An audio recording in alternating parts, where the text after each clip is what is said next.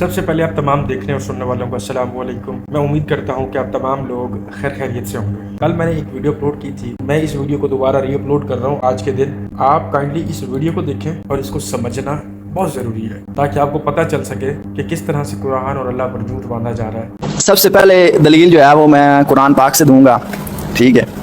قرآن پاک کے اندر جو ہے نا دو جلسوں کا ذکر ہے، دو محفلوں کا ذکر ہے۔ ایک محفل توحید ہے، کیا ہے؟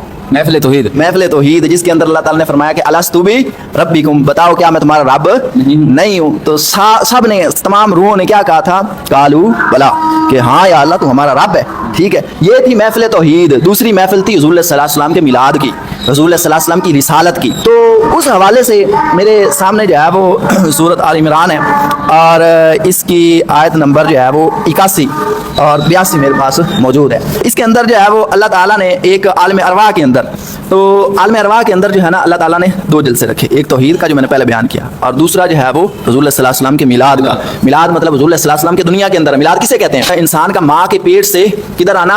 عالم خلق کے اندر آنا، اس کو کہتے ہیں میلاد، ٹھیک ہے۔ اب حضور علیہ الصلوۃ والسلام کا میلاد کیا ہے؟ کہ حضور علیہ الصلوۃ والسلام کا اس دنیا کے اندر مبعوث ہونا، آنا۔ اچھا، اب جو لوگ کہتے ہیں کہ میلاد جائز نہیں ہے، ٹھیک ہے، تو قرآن جو ہے وہ حضور صلی اللہ علیہ وسلم کے آنے کے تذکرے کر رہا ہے، ٹھیک ہے۔ اور یہ تذکرہ عام تذکرہ بھی نہیں، ٹھیک ہے۔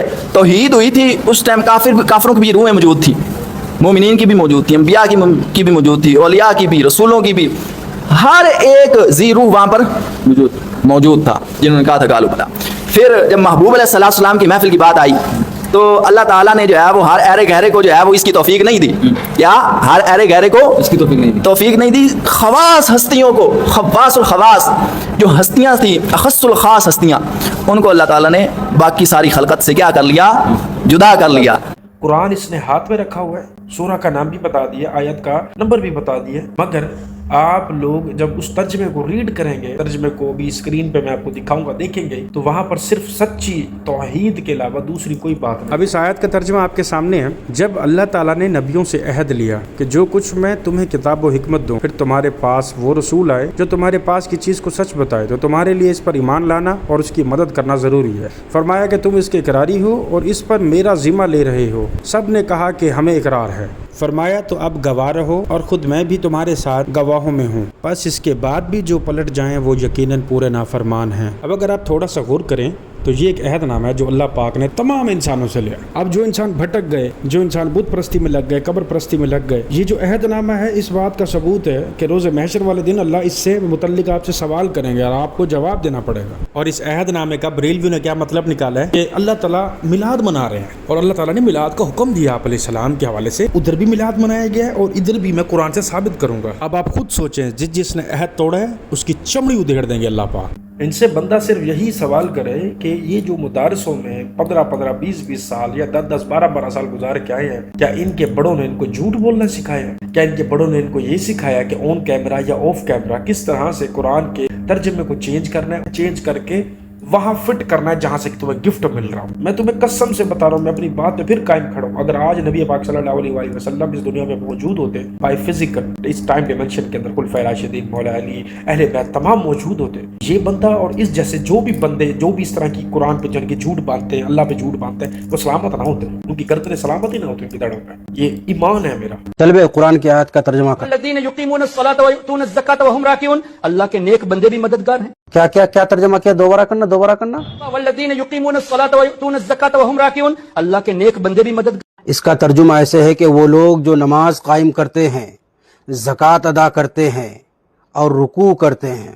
چلو دوبارہ ترجمہ کرو۔ الذین یقیمون الصلاۃ ویؤتون الزکاۃ وہم راکعون، اللہ کے نیک بندے بھی مددگار۔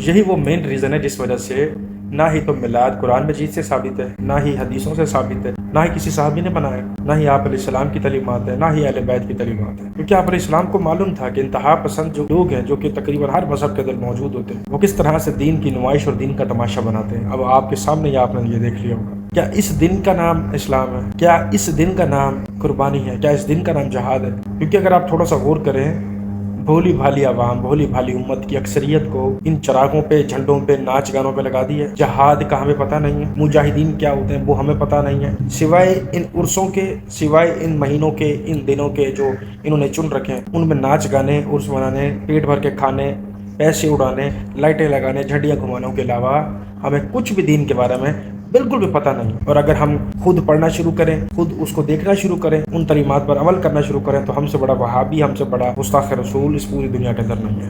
ऐसे वली के मज़ार पर 100% दुआ कबूल होती है। मस्जिद में कबूल होने की नो गारंटी, नो गारंटी। और उससे बढ़कर जालिम कौन जो अल्लाह की मस्जिदों में अल्लाह के नाम का जिक्र किए जाने को मना करे और उनकी वीरानी के लिए कोशिश करे। और जब इनको हमारी साफ साफ आयतें पढ़कर सुनाई जाती हैं तो इनकी शक्ल बिगड़ जाती है और तुम इनके चेहरों में साफ तौर पर नागवारी देखते हो। ऐसा लगता है कि जो लोग इनको हमारी आयतें पढ़कर सुनाते हैं उन पर हमला कर देंगे। ऐ मेरे अल्लाह पाक, मेरी जान, मेरी नस्लें कुर्बान आपकी तौहीद पे, आपके नाम पे। मेरे अल्लाह पाक ने किस तरह से लफ्ज़ ब लफ्ज़ वो चीज़ लिखी है जो आज के दौर में हो रही है। आज के दौर में जहाँ पर कोई बिद्दत और खुराफात दीन के अंदर दाखिल की जा रही है, किसी भी महफिल से, मिंबर रसूल सल्लल्लाहु अलैहि वसल्लम से, तो अगर वहाँ पे कोई शख्स खड़ा हो जाए और वो कुरान की आयत खोल खोल के सुनाए कि भाई होश करो, ये मेरे नबी का दीन नहीं है, नबी पाक सल्लल्लाहु अलैहि वसल्लम ने जिस दीन का प्रचार किया, जिस दीन की खातिर इतनी कुर्बानियां बर्दाश्त की, ये वो चीज़ नहीं है, तुम गलत राह पे चल पड़े।